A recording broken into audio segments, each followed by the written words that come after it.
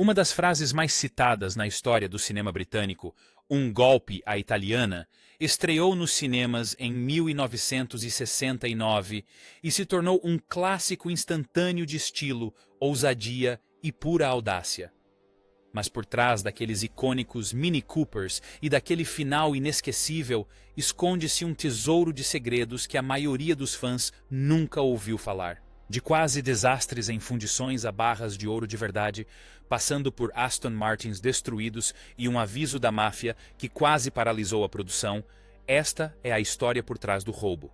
Então, prepare-se, porque hoje vamos realizar nosso próprio trabalho, revelando 21 fatos bizarros, além de um bônus de cair o queixo no final. Michael Caine não era a primeira opção. Vamos começar com algo que pode te surpreender. Michael Caine não foi a primeira escolha para interpretar Charlie Croker. O papel foi originalmente escrito pensando em um tipo diferente de protagonista, alguém com uma personalidade mais rude e despojada. Mas quando o nome de Caine surgiu, tudo mudou. O diretor Peter Collinson viu algo especial nele. Aquela confiança tranquila misturada com um charme irreverente que definiria o personagem para sempre. Caine estava em alta depois de Alf e O Arquivo de Brasão, e trouxe uma desenvoltura para Charlie Croker que parecia genuinamente britânica. O mais notável é como Caine fez o papel ser completamente seu, transformando o que poderia ter sido um líder de assalto genérico em um ícone cultural. Sua interpretação de praticamente todas as falas se tornou memorável e sua química com o elenco criou uma magia que ainda ressoa nos dias de hoje. Noel Coward saiu da aposentadoria. E aqui é que as coisas ficam interessantes. O lendário Noel Coward, que interpretou o chefe do crime preso, Sr. Bridger, havia praticamente se aposentado da atuação antes deste filme. Ele estava com a saúde debilitada e não aparecia nas telas há anos. Mas o roteiro o intrigou tanto que ele concordou em voltar. Sob uma condição, Coward insistiu que suas cenas fossem filmadas em uma locação real que parecesse suficientemente grandiosa, e não em algum cenário barato de estúdio. A produção concordou, e sua interpretação do gangster patriota que comandava operações de dentro da prisão tornou-se um dos pontos altos do filme. Coward conferiu uma seriedade genuína a cada cena, proferindo falas sobre a rainha e o país com tamanha sinceridade que o público não conseguia distinguir se ele estava falando sério ou sendo satírico. Foi um de seus últimos papéis no cinema. E que maneira de se despedir! A escolha inusitada de Benny Hill para o papel. Falando em surpresas no elenco, Benny Hill, sim, o comediante, aparece em Um Golpe à Italiana como o professor Simon Peach, o especialista em computadores obcecado por mulheres de grande porte. Parece uma escolha estranha para um filme de assalto, mas o timing cômico de Hill adiciona um charme peculiar ao conjunto. Seu personagem traz leveza em momentos de tensão, e suas cenas foram em grande parte improvisadas, baseadas em sua famosa persona televisiva. O que a maioria das pessoas não percebe é que Hill era um ator legítimo antes de se tornar conhecido exclusivamente por comédia. E esse papel lembrou o público de sua versatilidade. A cena em que ele se distrai com mulheres bonitas enquanto tenta se concentrar no assalto continua sendo um dos momentos mais engraçados do filme, provando que até mesmo um golpe sério precisa de um pouco de absurdo. Os Minis eram secretamente turbinados. Os 3 Mini Coopers usados na famosa perseguição não eram carros comuns saídos da linha de montagem. A British Motor Corporation forneceu 6 Minis especialmente preparados para as filmagens, nas cores vermelho, branco e azul, representando a bandeira do Reino Unido. Mas eis a surpresa. Esses não eram modelos comuns. Os motores foram significativamente modificados, com alguns relatos sugerindo que foram ajustados para produzir quase o dobro da potência original. A suspensão foi enrijecida, o interior foi despojado para reduzir o peso, e pilotos profissionais de rally foram contratados para lidar com os trechos mais perigosos. Ao final da produção, a maioria desses minis foi completamente destruída. Apenas alguns exemplares sobreviveram às filmagens, e hoje, um Mini original, usado em cena em The Italian Job, vale uma pequena fortuna para colecionadores. Literalmente, eles não fazem mais carros como esses. 30 minis foram destruídos. Mas espere, se você pensou que esses foram os únicos minis destruídos, pense novamente. A produção, na verdade, utilizou aproximadamente 30 Mini Coopers durante toda a filmagem. A perseguição nos telhados, as sequências nos esgotos, os saltos, tudo isso exigiu um esforço tremendo dos veículos. O coordenador de dublês, Remy Giuliani, e sua equipe levaram esses carros ao limite absoluto, e muitos simplesmente não resistiram ao castigo. Alguns foram desmontados para reaproveitar peças e manter outros funcionando. A famosa cena do salto entre dois prédios, vários Mini Coopers foram destruídos para conseguir a tomada perfeita. Isso demonstra tanto a ambição dos cineastas quanto a surpreendente durabilidade daqueles pequenos carros britânicos que permitiram que eles realizassem o feito. Cada arranhão, cada amassado, tudo é real. Um Aston Martin de verdade foi explodido. Agora vamos falar de algo realmente doloroso para os entusiastas de carros. Lembram-se daquele belíssimo Aston Martin DB4 que é destruído pela máfia na sequência de abertura? Mas aquele era um carro de verdade, não uma réplica, não um modelo. Um Aston Martin genuíno destruído para o filme. Na época, os DB4 ainda não eram considerados os itens de colecionador valiosíssimos que são hoje, mas mesmo assim era uma ostentação cara. A cena estabelece imediatamente o poder da máfia. Se eles podem destruir algo tão belo sem hesitar, imagine o que farão com quem os desafiar. O diretor, Peter Collinson, queria esse choque visceral. E conseguiu. Hoje, um DB4 impecável pode valer mais de $1 milhão. Cada vez que você assiste a essa cena, está testemunhando a história automobilística sendo destruída. O triturador era absolutamente real. O aviso da máfia para Charlie Croker não era apenas um recurso dramático. A destruição daqueles carros no ferro velho foi filmada com veículos genuínos. A produção adquiriu vários carros caros especificamente para serem destruídos diante das câmeras. E o triturador hidráulico era absolutamente real. Os sons que você ouve, aquele metal rangendo e triturando, não são efeitos sonoros adicionados na pós-produção. É destruição autêntica capturada ao vivo.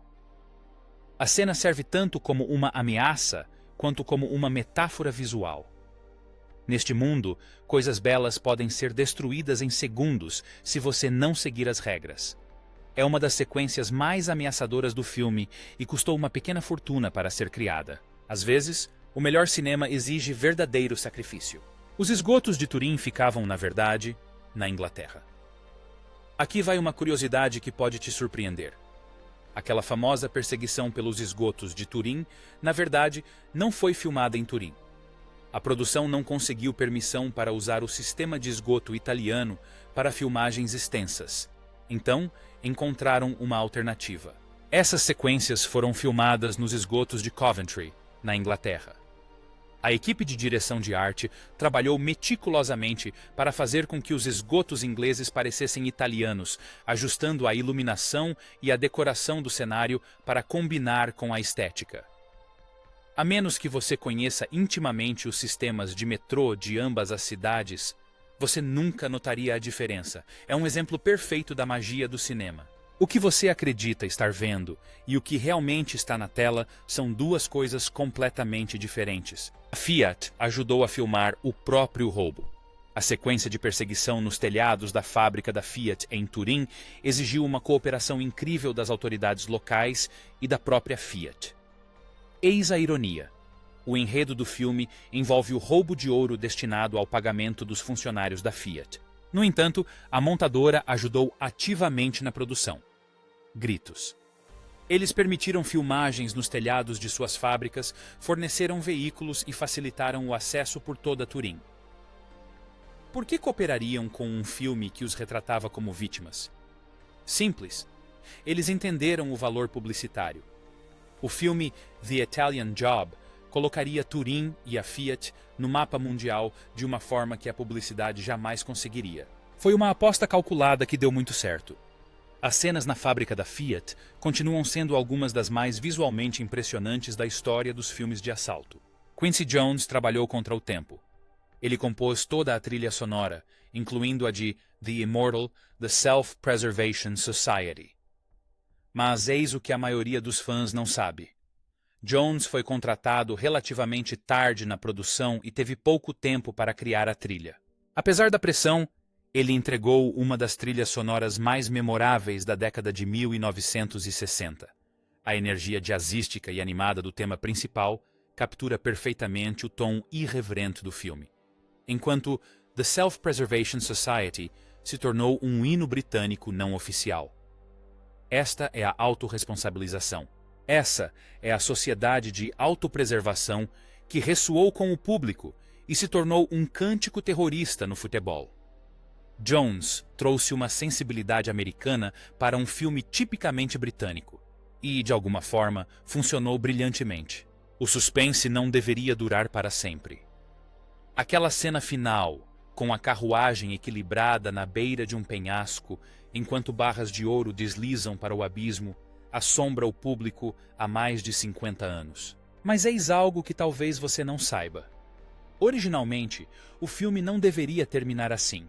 O roteirista Troy Kennedy Martin tinha em mente uma sequência, com o final em aberto criado para preparar o terreno para a próxima aventura. O segundo filme mostraria como Charlie e sua equipe escaparam, mas nunca foi produzido. Ao longo das décadas, diversos cineastas e fãs propuseram soluções para essa situação aparentemente impossível. A Sociedade Real de Química chegou a promover um concurso em 2008 para encontrar o melhor plano de fuga. Até hoje, aquele final permanece um dos maiores mistérios não resolvidos do cinema. E talvez seja melhor assim. O perfeccionismo de Peter Collinson. O diretor Peter Collinson era um perfeccionista que levava sua equipe à exaustão, mas sua dedicação transparece em cada fotograma. Ele insistiu em filmar em locações reais, em vez de sets de estúdio sempre que possível, o que criou verdadeiros pesadelos logísticos, mas conferiu ao filme sua textura autêntica. As ruas de Trinidad, as estradas alpinas, a paisagem rural inglesa, tudo parece palpável porque foi real. Segundo relatos, Collinson fez mais de 40 tomadas para algumas sequências de direção, levando dublês e atores ao limite. Sua atenção aos detalhes estendia-se aos mínimos elementos. A maneira como a luz se refletia nos minis, o som dos pneus nas pedras da rua, as expressões nos rostos dos figurantes. Esse perfeccionismo é o que faz com que o trabalho à italiana se mantenha visualmente atual, mesmo depois de mais de 5 décadas. As barras de ouro eram de chumbo. As barras de ouro usadas no filme não eram de ouro de verdade, mas eram incrivelmente pesadas e notavelmente realistas. O departamento de adereços criou as barras a partir de chumbo coberto com tinta dourada, e cada uma pesava aproximadamente 11 quilos. Quando você vê os atores se esforçando para carregá-las, esse esforço é genuíno. Segundo relatos, Michael Caine reclamou do peso diversas vezes durante as filmagens. Os adereços eram tão convincentes que foi necessário ter seguranças no set para evitar roubos. As pessoas realmente acreditavam que poderiam ser reais. Para a cena final no penhasco, as barras tiveram que ser cuidadosamente equilibradas para deslizarem de forma convincente, exigindo cálculos precisos para obter o movimento correto em frente às câmeras. Se você está gostando dessas curiosidades até agora, faça-nos um pequeno favor. Clique no botão curtir. Isso ajuda muito mais do que você imagina e temos muitos outros segredos para compartilhar. Uma perguntinha rápida. Você é do time do The Italian Job, original de 1969, ou prefere o remake de 2003 com Mark Wahlberg? Deixe sua resposta nos comentários. Como se compara o remake de 2003? Falando no remake de 2003, vale a pena notar o quão diferentes esses dois filmes realmente são. O remake manteve o conceito da perseguição de Mini Cooper e a premissa básica do assalto, mas quase todo o resto mudou. A ambientação foi transferida para Los Angeles. O charme britânico deu lugar aos clichês dos filmes de ação americanos e Charlie Croker se tornou uma história de vingança em vez de um golpe patriótico. Charlie Theron e Mark Wahlberg entregaram atuações sólidas, mas o filme carece daquele humor tipicamente britânico que tornou o original especial. Curiosamente, O remake foi um sucesso comercial maior nos Estados Unidos do que o original jamais foi, mas para muitos fãs, simplesmente não há comparação. A versão de 1969 tem uma alma que nenhuma quantidade de polimento hollywoodiano consegue replicar: o pesadelo do engarrafamento. A famosa sequência do engarrafamento exigiu o fechamento de ruas reais em Trinidad durante os horários de pico. As autoridades italianas inicialmente recusaram, acreditando que isso causaria caos. A equipe de produção teve que negociar por meses, finalmente convencendo as autoridades de que a publicidade beneficiaria o turismo. Quando as filmagens finalmente começaram, as janelas de tempo eram extremamente limitadas, às vezes apenas alguns minutos para capturar cada cena antes que o trânsito precisasse ser retomado. A sequência que você vê na tela, que parece perfeita, foi na verdade montada a partir de dezenas de breves oportunidades de filmagem ao longo de várias semanas. Os moradores locais ficaram, segundo relatos, tanto irritados quanto fascinados, com alguns se tornando figurantes não oficiais no fundo da cena. É um caos controlado que parece totalmente natural na tela. Michael K. realizou suas próprias cenas de ação. Michael K. fez mais cenas de ação do que a maioria das pessoas imagina. Embora pilotos profissionais tenham se encarregado das sequências mais perigosas com o Mini Cooper, Kane insistiu em estar nos carros sempre que possível para as filmagens em close-up. Ele queria a autenticidade de reações reais, os solavancos, o medo, a euforia. Em várias cenas, é realmente Kane sendo jogado de um lado para o outro dentro de um Mini em alta velocidade. Mais tarde, ele admitiu em entrevistas que alguns momentos foram genuinamente aterrorizantes, particularmente as passagens apertadas por corredores estreitos. Seu comprometimento com a atuação física ajudou a criar a energia visceral do filme. Quando Charlie Croker parece empolgado durante a perseguição, não é apenas atuação. Kane estava realmente se divertindo muito. A beira do penhasco era uma ilusão. A carruagem usada na sequência climática da montanha era uma carruagem Bedford Val de verdade, e vários veículos foram usados durante a produção. Para a cena final de suspense, a carruagem foi posicionada em uma plataforma especialmente construída para criar a ilusão de equilíbrio precário. No entanto, a segurança era primordial. Apesar da aparente periculosidade, o veículo estava preso por cabos escondidos da vista da câmera.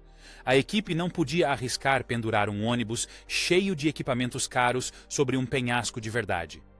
As locações alpinas eram reais, filmadas nas montanhas perto da fronteira franco-italiana, mas a borda do penhasco foi cuidadosamente controlada. É uma aula magistral de como criar tensão através de ângulos de câmera e edição, em vez de perigo real. Inicialmente, os Estados Unidos rejeitaram o projeto. A Paramount Pictures, a princípio, recusou-se a distribuir o filme italiano nos Estados Unidos. Eles não acreditavam que o público americano se identificaria com um filme tão especificamente britânico. Com o lançamento nos Estados Unidos, a previsão deles parecia correta.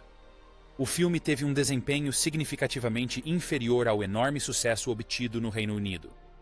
No entanto, algo interessante aconteceu nas décadas seguintes. Através de transmissões televisivas, vídeos domésticos e do boca a boca, The Italian Job gradualmente conquistou um público fiel nos Estados Unidos. Quando o remake de 2003 foi anunciado, o original já havia alcançado o status de clássico nos Estados Unidos. Às vezes, os melhores filmes precisam de tempo para encontrar seu público. E um trabalho à italiana prova que a paciência pode ser recompensada. O roteiro original era ainda maior. O roteiro original de Troy Kennedy Martin era ainda mais ambicioso do que o que acabou sendo exibido na tela. Os primeiros rascunhos incluíam sequências adicionais de assalto, coreografias de perseguição mais elaboradas e um final definitivo em vez do famoso suspense. Restrições orçamentárias forçaram mudanças significativas ao longo da produção. Originalmente, o final deveria mostrar a fuga e a comemoração da equipe, proporcionando um desfecho satisfatório. Quando o dinheiro começou a faltar, o final ambíguo tornou-se uma solução criativa para um problema financeiro e, acidentalmente, fez história no cinema. Mais tarde, Kennedy Martin expressou sentimentos contraditórios sobre essa mudança, reconhecendo seu impacto, mas também imaginando o que teria acontecido se ele tivesse mantido a visão completa que havia idealizado originalmente. Patriotismo ou sátira? A representação do patriotismo no filme transita por uma linha tênue e fascinante entre o genuíno e o satírico. A cela do Sr. Bridger, decorada com retratos da realeza, as miniaturas com a Union Jack, a Sociedade de Autopreservação, tudo isso celebra a identidade britânica, ao mesmo tempo que a ridiculariza.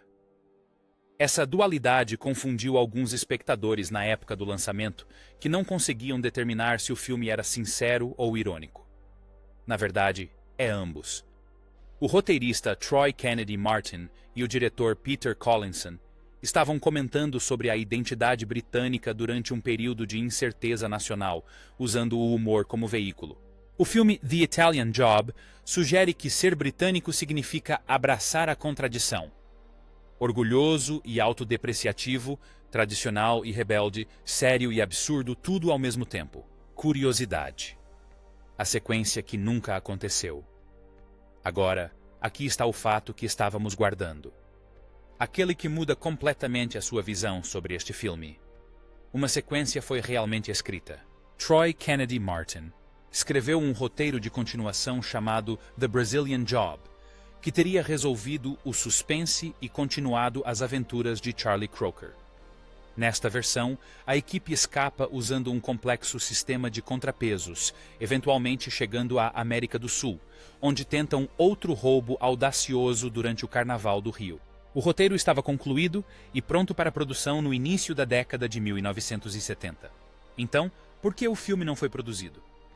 A produtora faliu antes mesmo do início das filmagens. Seguiram-se anos de complicações legais, com os direitos autorais divididos entre várias partes. Quando tudo finalmente se resolveu, já havia passado muito tempo. Michael Caine já havia assumido outros papéis icônicos. Outros membros do elenco estavam indisponíveis ou haviam falecido, e o momento se perdeu para sempre. Aquele final em aberto nunca deveria ter sido permanente. Por 55 anos, o público debateu como Charlie e sua equipe poderiam escapar, sem jamais saber que a resposta sempre esteve ali, trancada em um roteiro que nunca teve a chance de ser revelado. O golpe brasileiro continua sendo uma das grandes sequências não realizadas do cinema. Um vislumbre tentador do que poderia ter sido. E talvez seja por isso que o final original funciona tão perfeitamente, porque alguns mistérios é melhor deixar sem solução, nos deixando para sempre em equilíbrio na beira do precipício, o ouro escorrendo lentamente, imaginando o que virá a seguir. E é isso. 21 curiosidades sobre um golpe à italiana que comprovam que alguns filmes só melhoram com o tempo. The Aston Martins destruídos a esgotos em Coventry, de Quincy Jones correndo contra o tempo a uma sequência que nunca aconteceu, esta obra-prima de 1969 continua a revelar novos segredos mais de 5 décadas depois. Um golpe à italiana não é apenas um filme de assalto. É uma cápsula do tempo do estilo britânico dos anos 60, uma carta de amor aos Mini Coopers e aos planos audaciosos, e a prova de que, às vezes, os melhores finais são aqueles que ficam em aberto. O legado do filme perdura não apesar dos seus mistérios, mas por causa deles.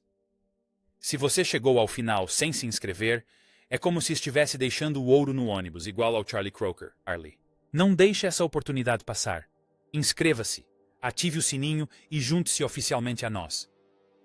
Não gostaríamos de te deixar na mão, ao contrário daquele treinador. Qual fato mais te surpreendeu? E aqui vai a grande pergunta. Qual filme devemos abordar em seguida? Deixe suas sugestões nos comentários.